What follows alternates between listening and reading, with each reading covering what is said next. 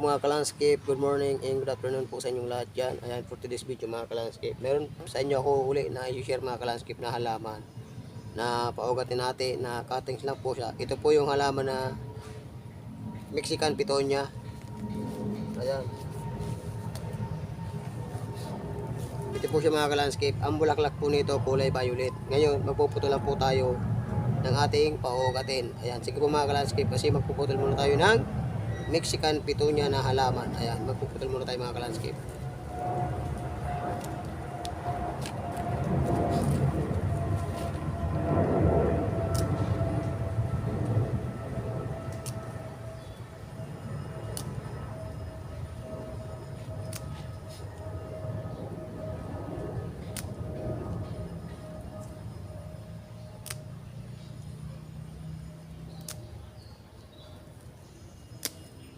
Yan, pakita ko lang po sa inyo mga ka-landscape yung mga gagamitin natin sa pagpapaugat sa halaman na Mexican Pitonia. Ito po yung gagamitin natin, plural foam. At saka ito naman po yung gagamitin natin, seedling bags na may buhangin. Ngayon po mga ka-landscape, tutusok na po natin itong halaman na kinatings natin. Tutusok na po natin dito. Yan, sige po mga ka-landscape, kasi tutusok muna tayo. Ito na po mga ka-landscape, tutusok na po natin. Bawat isang plural foam, isa lang po yung itutusok natin. Ayan.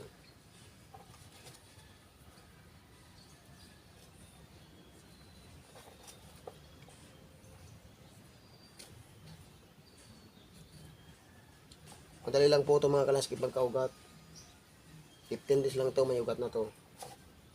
Ayan, ganito lang po magpropagate ng ng halaman na Pitonia, Mexican Pitonia. Gamit lang po ay plural foam sa pagpapaugat.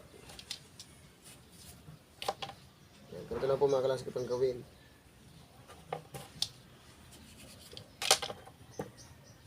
Mexican Pitonia.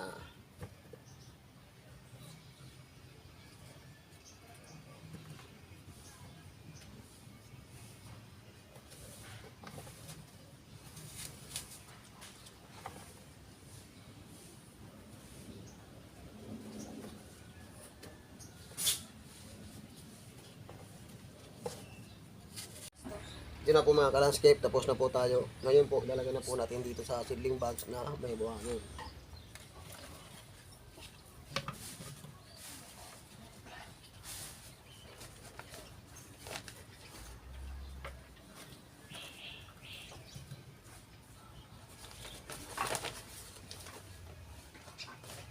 Mga ka-landscape, tapos na po tayo.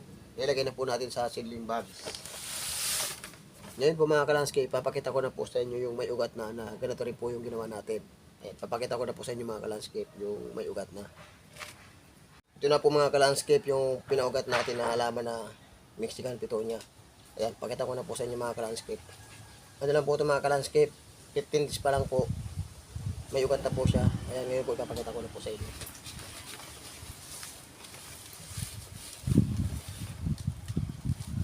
Ayan na po siya mga ka-landscape yung ugat niya. Oh. Yan, ganito lang po magpropagate ng halaman na Mexican Pitonia. Yan.